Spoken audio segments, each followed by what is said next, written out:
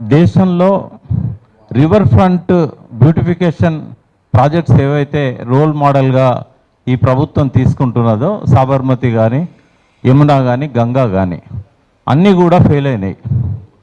అంటే ఏ ఒక్క ఆస్పెక్ట్లో కూడా సక్సెస్ కాలే. సాబర్మతి పోతే ఆడ బ్యూటిఫికేషన్ మొత్తము నదికి అడ్డంగా మారి వరద ప్రవాహాలను అడ్డుకుంటున్నది కాబట్టి అది సర్వత్రా విమర్శలకు గురవుతున్నది. తర్వాత బ్యూటిఫికేషన్ పేరుతో అక్కడ ఏర్పాటు చేసిన రిక్రియేషన్ సెంటర్స్ పార్కులు ఆ కంపు వాటర్ వల్ల ఒక్కరు కూడా అక్కడికి వచ్చి కూర్చొని కనీసము దొంగచాటుగా వచ్చే ప్రేమికులు కూడా వస్తలేరు అక్కడికి పార్కులకు. ఎందుకంటే ఆ వాసన భరించలేకుండా తయారైంది. ఎందుకంటే ఎస్టీపీలన్నీ ఫెయిల్ అయినాయి. సరే నేను ఇప్పుడు టీఆర్ఎస్ గవర్నమెంట్ చేసిన పనులను క్రిటిసైజ్ చేస్తున్నాను కాదు, కానీ ఏ ఎస్టీపీ భారతదేశంలో సక్సెస్ అయింది లేదు. టీఆర్ఎస్ గవర్నమెంట్ కూడా 3600 కోట్లతో 31 ఎస్టీపీలు పెట్టారు. బట్ ఇక వేరే మార్గం లేదు. ఇక టీఆర్ఎస్ దగ్గర ఇంకొక మార్గం ఉంటే నిజంగానే వాళ్ళు బయో ట్రీట్మెంట్ చేసే వాళ్ళేమో. భారతదేశంలో ఏది కూడా బయో ట్రీట్మెంట్ ఇప్పటిదాకా వయబుల్ అని చెప్పి పెద్ద చెరువులలో కానీ పెద్ద నాళాలలో కానీ ప్రూవ్ కాలేదు. కాబట్టి ఏకైక alternative TRS కనబడ్డది ఎస్టీపీలే.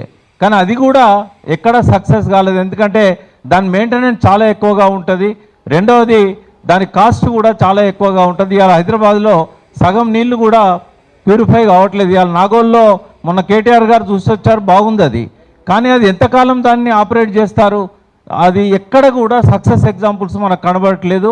Total STPs are failure examples.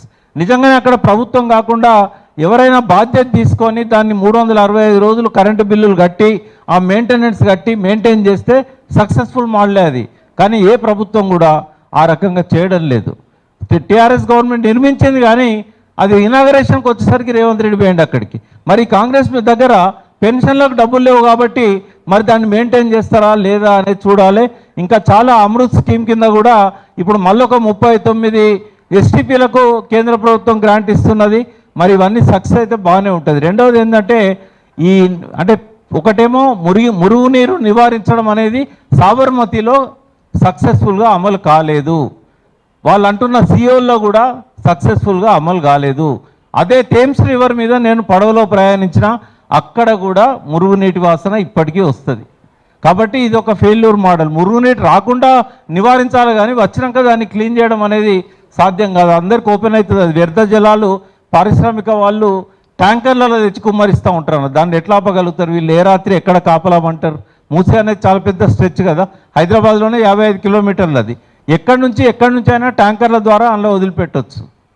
ఇదొకటి. రెండవది ఏంటంటే బస్తీవాసుల విషయంలో బీఆర్ఎస్ గవర్నమెంట్ ఉన్నప్పుడు 8000 ప్రాపర్టీస్ ఇండ్లు ఐడెంటిఫై చేసింది. కానీ మరి దాన్ని కూల్చాలనా లేకుంటే రిహాబిలిటేట్ చేయాలనా, బఫర్ జోను తగ్గించాలనా, చట్టంలో మార్పులు తేవాలనా, ఏది నిర్ణయించలే వాళ్ళు. ఎందుకంటే ఇప్పుడే పేదల మీద పోవాల్సిన అవసరం లేదు. ముందు మనం ఈ మురుగునీటిని ఆపుదాము. ముందు ఈ మూసీలో ఉన్న లోతట్టులో ఉన్న వాటిని మనము అంటే రివర్ బెడ్లో ఉన్న వాటిని క్లియర్ చేద్దామని అనుకున్నారు.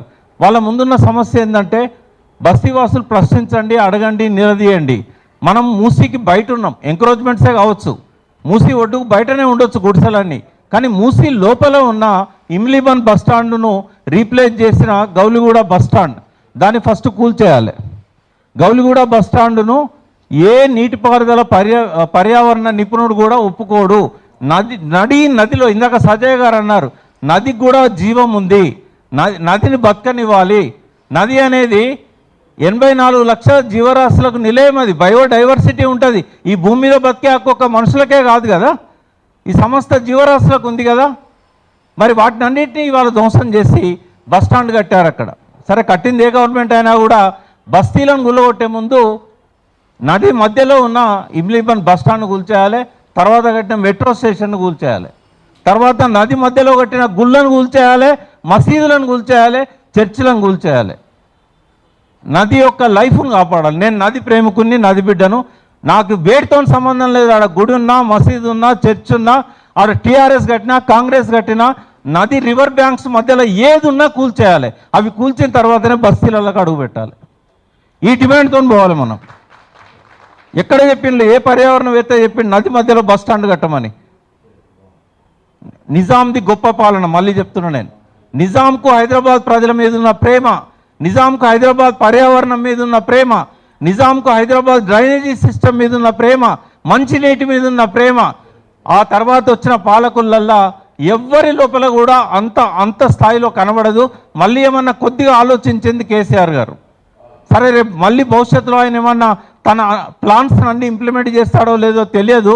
బట్ ఎవ్వరి మీద దుర్మార్గంగా పోవద్దని చెప్పి 58, 59 జీవో తీసుకొచ్చి హైదరాబాద్లో ఉన్న బస్తీలలో ఉన్న ప్రతి ప్లాటును కూడా 125 గదాల వరకు రెగ్యులరైజ్ చేశాడు.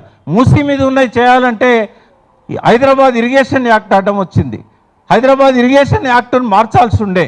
ఇప్పటికైనా గవర్నమెంట్ దగ్గర డిమాండ్ చేయాల్సింది ఏంటంటే బఫర్ జోన్ను 50 మీటర్లు కాదు, అది 10 మీటర్ల కుదించుకోమని చెప్పాలి. అంతకంటే ఎక్కువ అక్కర్లేదు. ఆ ఒడ్డు మీదకెళ్ళి ఒక జీప్ పోయేటట్టు ఉంటే చాలు.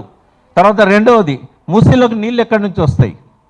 మూసీలోకి నీళ్లు గతంలో ఏంటంటే 1908 ఉదాహరణే చెప్తాం మనం అందరం. 20,000 మంది చనిపోయారు, 4 లక్షల క్యూసెక్ల నీళ్ళు వచ్చినాయి. అప్పుడు ఏంటంటే అక్కడ హిమాయత్ సాగర్ లేదు, అక్కడ గండిపేట లేదు. తర్వాత కట్టిన తర్వాత ఇప్పుడు వచ్చిన ఫ్లడ్స్ చాలా చిన్నవి. 62లో ఒకసారి, 65లో ఒకసారి, అంటే ఒక 60 ఏళ్ళ కింద ఫ్లడ్స్ వచ్చినాయి. Away last floods. ఇప్పుడు వచ్చినాయి ఏంటంటే ఇది ఆ 2 ప్రాజెక్టుల మీద ఉన్న ఇరిగేషన్ ఇంజనీర్ల యొక్క వాళ్ళ తప్పులతో వచ్చినాయి తప్ప సహజంగా వచ్చిన ఫ్లడ్స్ కాదు. ఇంజనీర్ల తప్పులు లేకుండా వచ్చిన ఫ్లడ్స్ 62, 65. ఇప్పుడు ఏం చేయొచ్చు? ఒకవేళ ఇరిగేషన్ ఇంజనీర్లు తప్పు చేద్దామన్నా కూడా పైనుంచి నీళ్ళని రాకుండా మనము ఎక్కడికక్కడ భూగర్భ జలాలను పెంచవచ్చు. గతంలో ఒక జీవో ఉంది, 111 జీవో అనేది, అది ఇప్పుడు డైలమాలో ఉంది. కేసీఆర్ దాన్ని ఎత్తేయాలనుకున్నాడు, కానీ తర్వాత ఆయన పరిపాలన పోయిన తర్వాత రేవంత్ రెడ్డి దాన్ని ఇప్పుడు ఏమీ ఫర్దర్గా ముందుకు తీసుకెళ్తున్నట్టు కనబడట్లేదు. ఆ జీవోలో ఉన్నదాన్ని కొంత సవరించి లంగ్ స్పేస్ క్రియేట్ చేసే విధంగా ఆ హిమాయత్ సాగర్ అండ్ ఉస్మాన్ సాగర్ పై ప్రాంతంలో కొంచెము మార్పులు చేసుకోగలిగితే, ఉదాహరణకు మూసి పుట్టిన అనంతగిరి నుంచి, అదేవిధంగా ఈసా నది పుట్టిన దగ్గర నుంచి ఈ రిజర్వాయర్ల వరకు కూడా ఎక్కడికక్కడ వాటర్ హార్వెస్టింగ్ స్ట్రక్చర్ చేసినట్టయితే ఎక్కడ పడ్డ వర్షం అక్కడనే ఇంకుతుంది. ప్రజలందరూ కూడా అనుసరించాల్సిన విధానం కూడా అదే. खेत का पानी खेत में, शहर का पानी शहर में, नहर का पानी नहर में, गाँव का पानी गाँव में. ఎక్కడ నీళ్ళు అక్కడ ఇంకినట్టయితే మూసికి వరదలు వచ్చేది లేదు, ఈ బస్తీలు మునిగిపోయేది లేదు, కొట్టుకుపోయేది లేదు. ఇందాక ఆమె చెప్పినట్టుగా ఇవన్నీ కూడా కమిషన్ల కోసం స్ట్రక్చర్లు, ఆ స్ట్రక్చర్ల కోసం లోన్లు, ఇంతకు మించి వేరే ఏదీ లేదు. ఎవరు అడగట్లేదు హైదరాబాద్ బ్యూటిఫికేషన్ కోసం. ఎవరు వచ్చినా కూడా తీసుకుపోయి చూపెడుతున్నది మన దక్షిణ దిక్కున్న న్యూయార్క్ నగరాన్ని చూపెడుతున్నారు. సైబరాబాద్ సిటీని ఇది ఒక న్యూయార్క్ నగరం అని చూపెడుతున్నారు. న్యూయార్క్ నగరంలో నేను ఒక 10 సార్లు తిరిగిన. అక్కడ ఎంత డర్టీగా ఉంటుందంటే కనీసం ఆక్సిజన్ రాదు. ఆ బంగ్లాల మధ్యలోకి వెళ్ళి ఆక్సిజన్ రాదు. తాగుదామంటే నేను మంచినీళ్ళు దొరికాయి అక్కడ. అదే మన గొప్పగా ఉన్నది. హడ్సన్ నది అని న్యూయార్క్ పక్కనే ఉంటుంది. కంపు కొట్టే నది. హడ్సన్ నదిలో మనం 5 నిమిషాలు కూడా బోట్ ప్రయాణం చేయలేం. అదేదో గొప్పగా ఉన్నట్టు, సియోల్ గొప్పగా ఉన్నట్టు. ఇదంతా అంబగ్. ఇదంతా ఏంటంటే డబ్బుల కోసం చేస్తున్న డ్రామా ఇది. ప్రజలు పెద్ద ఎత్తున తిరుగుబడితే తప్ప ఇది ఆగదు. ఇప్పటివరకు ఏడీబీ లోన్ రాలేదు. జనవరి 26న ఫార్మల్గా అప్రూవల్ ఇచ్చినట్టుగా చెప్పారు. అది మీ గుడిసెల మీద కాదు. అది ఫేజ్ 1 అనేది బాపుఘాట్ కంటే పైనున్న ప్రాంతం, up to Himayat Sagar, up to Gandipet. అక్కడ మాత్రం కొంతమందికి ప్రమాదం ఉంది. దాన్ని పరిరక్షించడానికి మనందరం కూడా పోవాలి. ఈ మూసి డెవలప్మెంట్ స్కీమ్ అది ఈ ప్రభుత్వం కానీ రేపు మళ్ళీ టీఆర్ఎస్ ప్రభుత్వం వచ్చినా కూడా గట్టిగా వ్యతిరేకించాల్సిందే. ఏ గుడిసెను కూడా కూల్చడానికి ఒప్పుకునేది లేదు. ప్రభుత్వాలు ప్రజల ఆలోచనల ప్రకారం పనిచేయాలి తప్ప వాళ్ళు ఇష్టం వచ్చిన ఆలోచనలను ప్రజల మీద రుద్దడానికి కాదు. ప్రజలు ఇన్యాక్టివ్గా ఉంటే వాళ్ళు ఇష్టం వచ్చింది చేస్తారు. ప్రజలు ఆర్గనైజ్డ్గా ఉంటే కొట్లాడితే ఎవరు కూడా ముందుకు రారు. ఎందుకంటే వాళ్ళకి కావాల్సింది ఓట్లు. ఓట్ల కోసం ఎంత వెనక్కైనా పోతారు వాళ్ళు. ఆ ఓట్ల సత్తా ఏందో మనం చూపెట్టాలి. డబ్బులు తీసుకోకుండా మనం పౌరుషంగా ఉంటే ఏ నాయకుడు కూడా మనల్ని అలా గుడిసెలు కూడగొడతామని లేకపోతే ఇంకోటి చేస్తామని చెప్పి ముందుకు రాడు.